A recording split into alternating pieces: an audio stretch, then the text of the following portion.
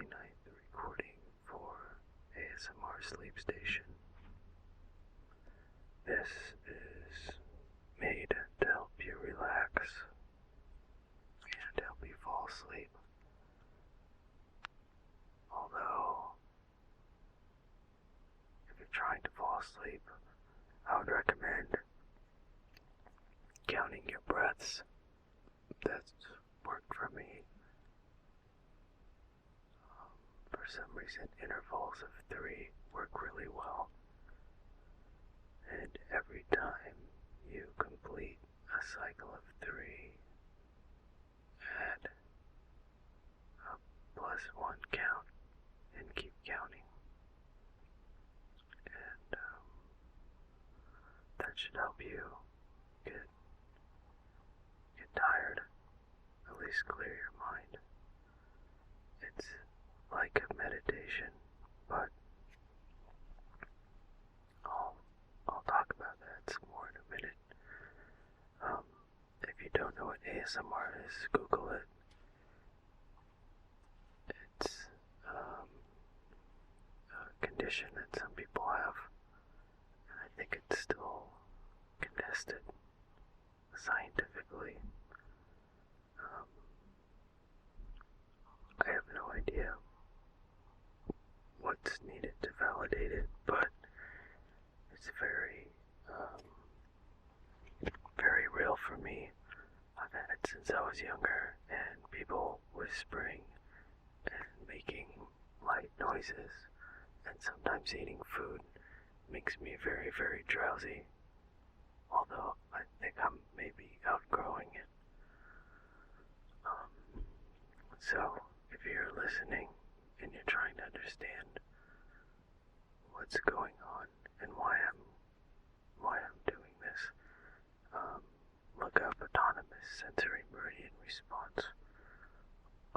There's also some other podcasts on iTunes. I never listen to them because I'm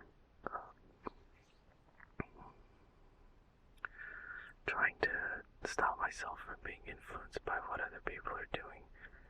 And I mentioned it before, but I don't remember seeing any ASMR podcasts. There was one there were several for sleep aids, but I don't think they're ASMR. And now there are several. But after a while, I looked and I noticed that there was one that was from a long time ago, and I don't know why I never saw it before, but there are others out there. So if you are not relaxed by the way I sound, there's lots of other stuff, and of course, I think the core of the ASMR community is on YouTube, so check those things out if you don't know what it is. I just had to pause it. Real quick, that's another thing. I have a lot of background noise usually when I make recordings, and some of them are mild. They're not too bad, in other words. Other ones are a little more bassy, and I really don't want anything to wake you up. Like sometimes when I'm listening to other, I think it's mostly YouTube people that, aren't as particular about background noises, and they don't really control their volume levels. I think a lot of them use microphones either on their headphones or built into their laptops. Some people have external microphones, but even still, the attention paid to audio quality is not too careful, because I think most of the recordings are live one-take recordings, or they'll edit it and take stuff out.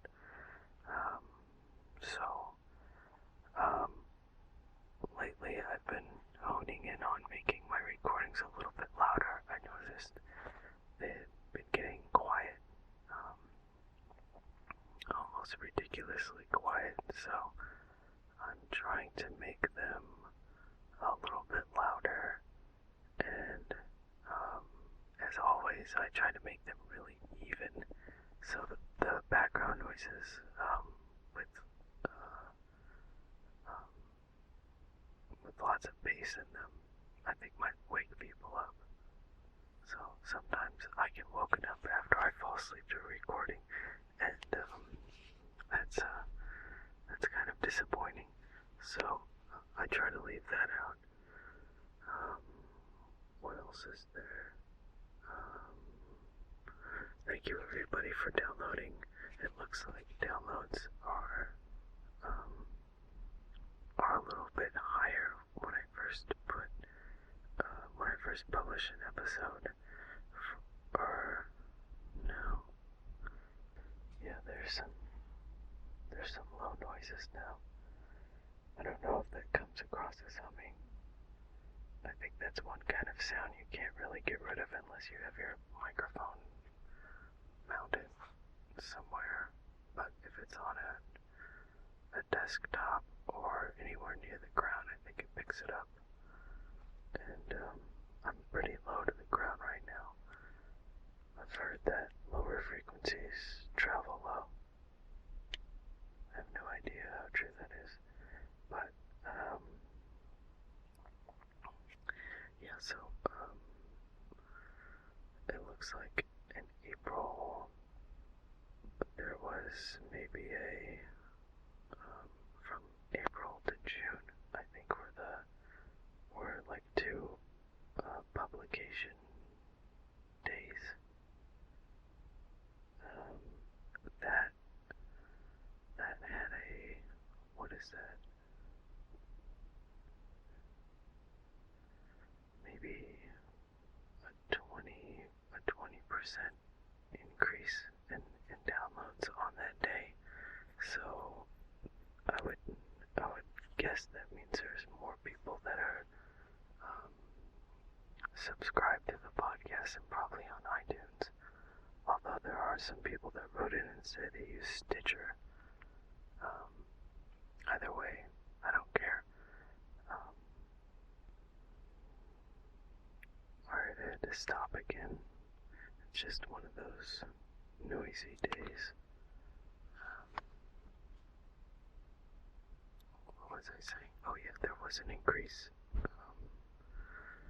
And then maybe like a decrease in July, but still about the same.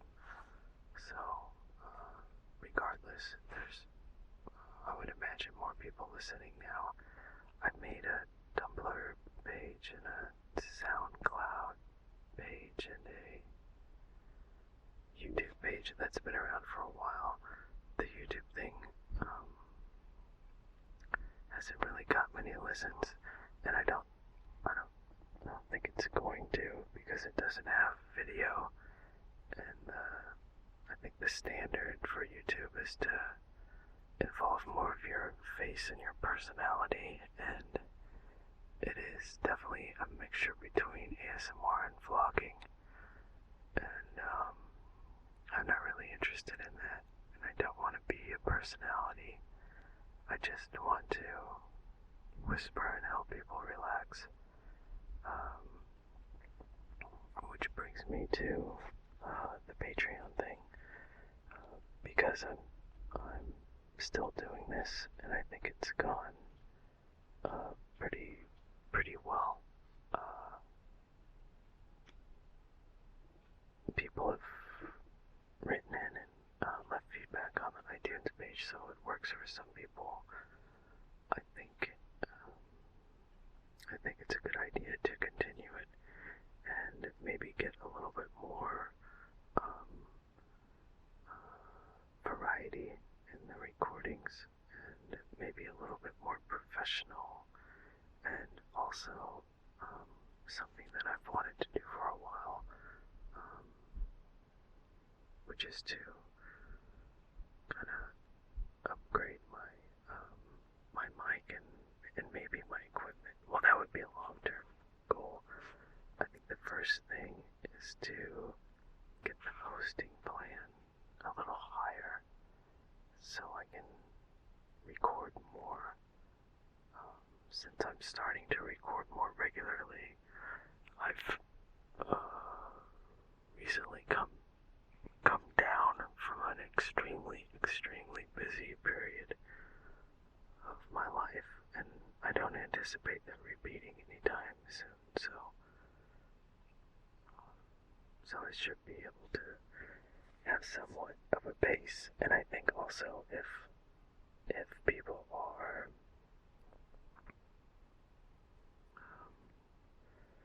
people are supporting me on Patreon, then I'll probably be a little bit more inclined to prioritize this over everything else going on.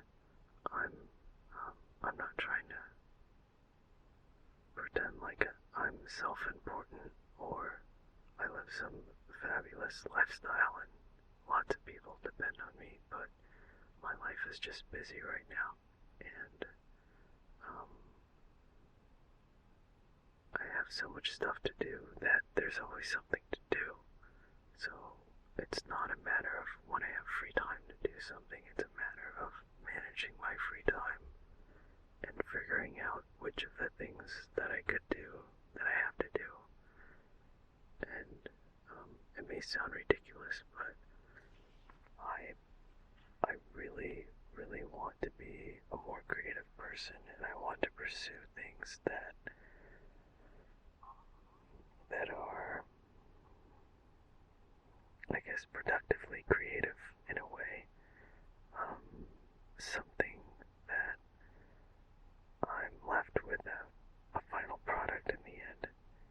And anyways, so that's the nature of my free time. So if I get the Patreon thing going, I have the capacity to make a lot more recordings, and I'm having more free time, then that would be a reasonable thing to do. And I could also front load some recordings and do other stuff. So eventually I'll need support for hosting, and it would also be nice to get maybe like a portable mic or something like that, where I could take it somewhere and not have to take my laptop with me. It's not convenient to do that. So unfortunately, I think I'm only gonna have like 20 more minutes before I have to get going, but there is more space for this month. I have one recording up, and that took almost exactly half the available space, 24.4 megabytes, and I have 50 megabytes, and that recording was I forget how long that was, 52 minutes, so I'll definitely have enough space.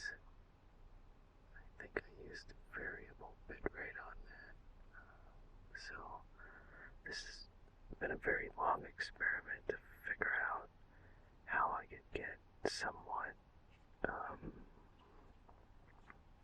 higher quality recordings and hone in on the sweet spot for this I guess this bandwidth or range of frequencies, because I don't think I need any bass, although some is required, I think, for that sound of being close to the mic, but figuring that out has been kind of a non-stop process. Anyways, I think that's all the housekeeping and status update stuff that I wanted to talk about.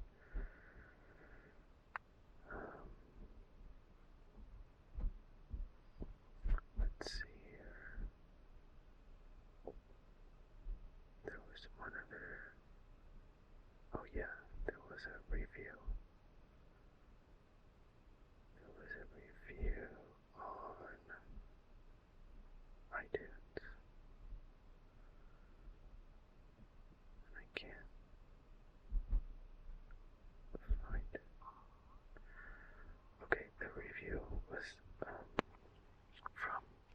Jesus. That's a funny name. And this was left July 11th, 2016. It was a 5-star review entitled Amazing ASM Artist. And it says super relaxing. That was the entirety of it. So thank you for posting that. I really, really appreciate it. I'm glad it's helping you. And thanks for taking the time to put that up there. Alright, that was the only new one, and I think I'll either read more of Candide or let's see. I'll continue with this word list. There's 40 something words, and I'm at 18 right now. So, pardon my pronunciation. I don't have any linguistic expertise, so you'll have to excuse me if you're from one of these countries. I don't know how to say the word. Okay. I've had gum in my mouth the whole time. Hold on.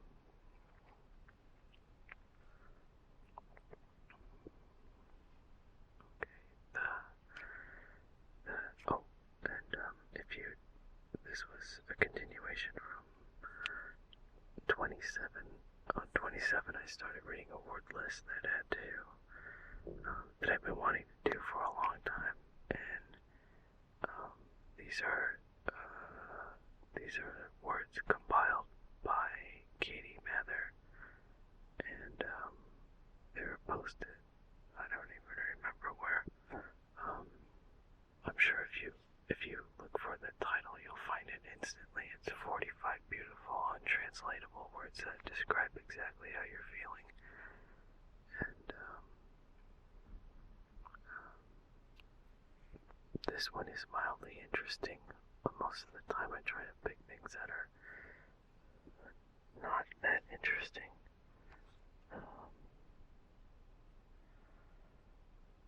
It's weird. I'm getting these notifications on my phone. It does all these things that I'm not telling it to do. I hate that. I'll rant about that at a later time. I'm tired of phones. I'm getting tired of looking at my phone. I'm getting tired of looking at people looking at their phones. Anyways, here's the 18th word. Dépassement. Dépassement. That's a French word, and that means the feeling that comes from not being in one's home country, being a foreigner. 19. Sauerbach, which is an Inuit word, means the feeling of anticipation that leads you to keep looking outside to see if anyone's coming. I totally know what that means. Number 20 is JS, an Indonesian word, means an unfunny joke told so poorly that one cannot help but laugh. 21. Mamilapinatepi Yegan. I don't even know what Yegan is. The wordless, meaningful look shared by two people who both desire to initiate something, but both are reluctant to do so. 22. Verschlimmbessern, German, to make something worse when trying to improve it. 23. Schadenfreude, German, the feeling of joy or pleasure when one sees another fail or suffer misfortune.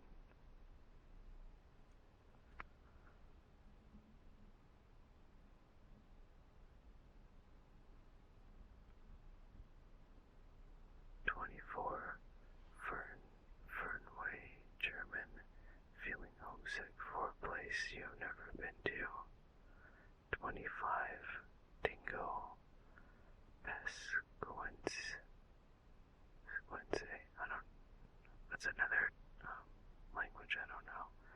To gradually steal all the possessions out of a neighbor's house by borrowing and not returning. 26. Muchka, Russian, a person who asks too many questions. Goda, Swedish. I'm not even gonna try. Phonetically it looks like Goda.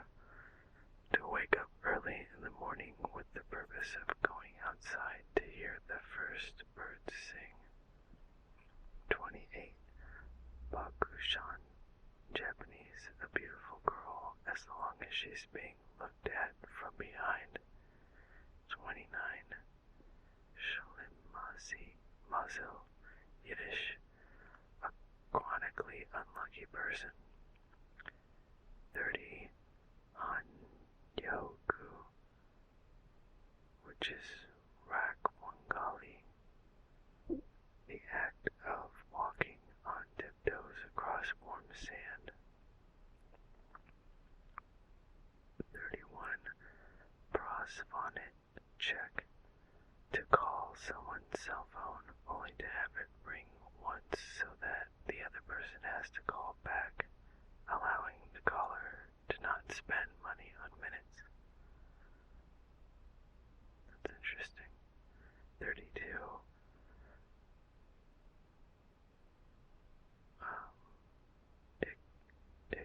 Sauerbach, another Inuit word that sounds a lot like the first Inuit word, means the frustration of waiting for someone to turn up. 33. Utepils, Norwegian, to sit outside on a sunny day and enjoy a beer. 34. Culacino, Italian, the mark left on a table by a moist glass. 35. Age Otori, Japanese, to look worse after a haircut.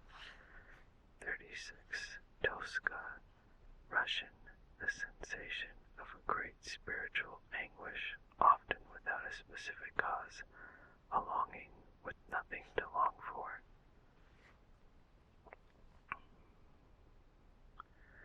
37. Tartle, Scottish, the act of hesitating while introducing someone because you've forgotten their name. 38. Kufune, Brazilian Portuguese, the act of tenderly running one's fingers through someone's hair. 39. Torschlusspanik, German, the fear of diminishing opportunities as one ages. 40. Heigelik, Danish, a warm, friendly, cozy demeanor. 41. La Belle du Vide, French, literally translated to call of the void, contextually used to describe the instinctive urge to jump from high places. 42. Ya Aburni, Arabic, a declaration of one's hope that they'll die before another person because of how unbearable it would be to live without them. Duende, Spanish, the mysterious power that a work of art has to deeply move a person. 44. Sobremesa, Spanish, after lunch conversation around the table. 45. Abbiocco, Italian, drowsiness from eating a big meal. That concludes the list, which I thought was really cool. A lot of those are definitely cross-cultural words, but there's definitely no English version for most of them. Okay, I have to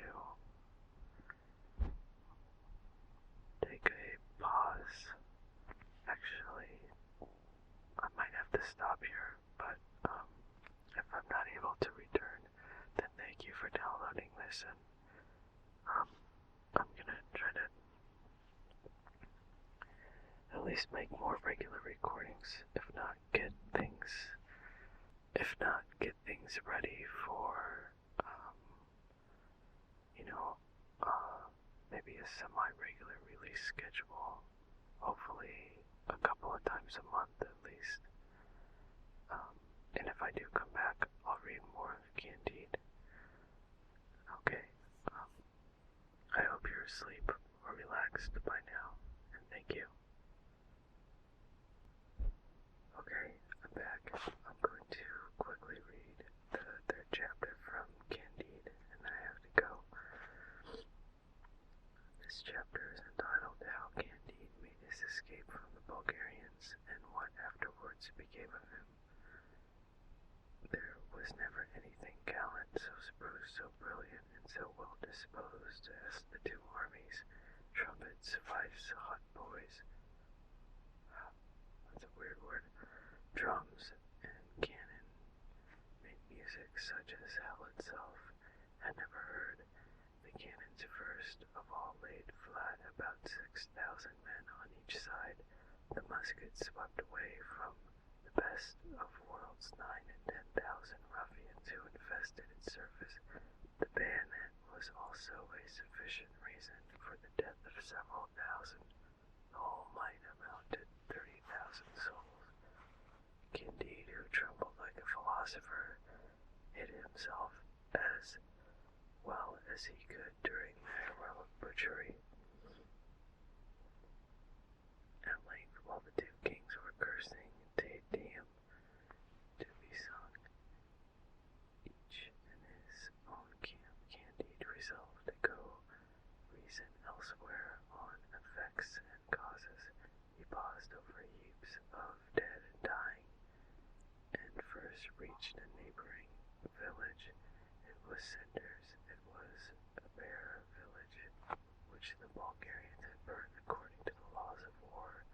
Here old men, covered with wounds, beheld their wives hugging their children to their bloody breasts, massacred before their faces. There, their daughters disemboweled and breathing their last after having satisfied the natural wants of Bulgarian heroes, while others, half burnt in the flames, begged to be dispatched. The earth was strewed with brains, arms, and legs. Candide fled quickly to another village. It belonged to the Bulgarians. Candide fled quickly to another village that belonged to the Bulgarians and the Iberian heroes who treated it in the same way. Candide, walking always over palpitating limbs or across ruins, arrived at last beyond the set of war with a few provisions in his knapsack, and Miss Cunegonde always in his heart. His provisions failed him when he arrived in Holland, but having heard that everybody was rich in that country, and that there were Christians, he did not doubt but he should meet with the same treatment from them as he had met in the Baron's castle before Miss Cunegonde's bright eyes were the cause of his expulsion thence. Right, I'll have to pick this up later.